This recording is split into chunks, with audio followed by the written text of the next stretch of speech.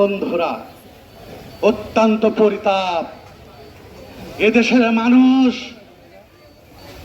আমার ছোট সন্তানরা বুকের তাজা রক্ত দিয়ে এই স্বৈরাচার মাফিয়া সরকারকে পতন ঘটিয়েছে।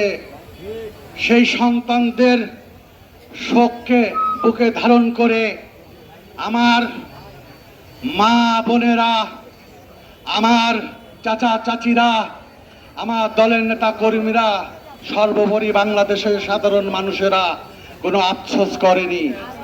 এক সন্তান গেছে, আর এক সন্তানকে ঘর থেকে বের করে দিচ্ছে, যা স্বৈরাচারের পতন করে বাড়িতে আসবি।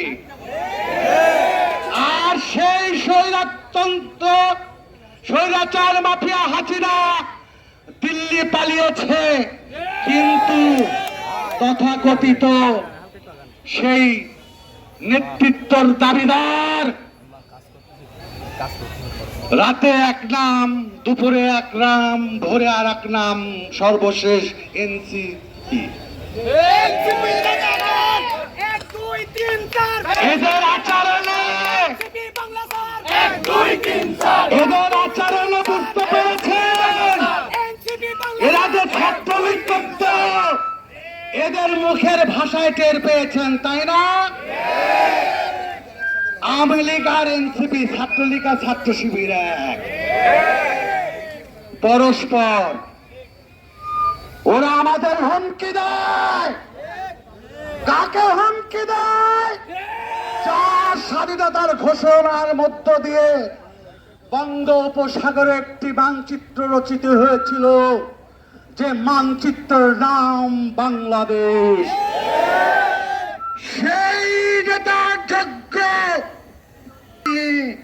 তিনবারের প্রধানমন্ত্রী আমাদের দেশনেত্রী, আমাদের মা খালেদা জিয়াকে, তার সুযোগ্য সন্তান তারেক রহমানকে আজে বাজে কথা বলে, আমাদের গায়ে শহীদের রক্ত। খবরদার! আর যদি এমন আচরণ পাই, তবে কিন্তু বুঝতেই পেরেছেন বিএনপি এক মাজারটা নেই। গোপালগঞ্জ কি দেখিয়ে দিছে বুঝতে পারেন।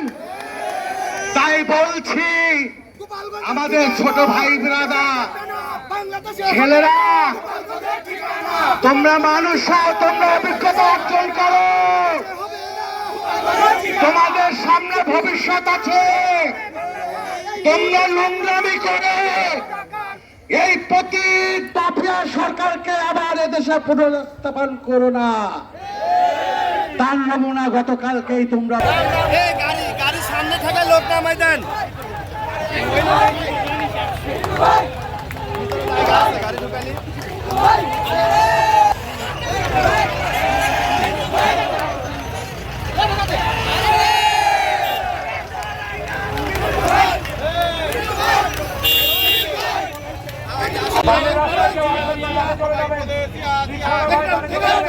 ভয় নাই, রাজপথ ছাড়ি নাই, রাজপথ ছাড়ি নাই, ভয় নাই। কে বলে রে দিয়া নাই, দিয়া সারা বাংলায়, দিয়া বলে কেতো নাই, কে বলে রে দিয়া নাই, ভাইয়ের ভয় নাই, রাজপথ ছাড়ি নাই, এদি ভাইয়ের ভয় নাই, রাজপথ ছাড়ি নাই। চালো রে চালো, আগুন জ্বালো, চালো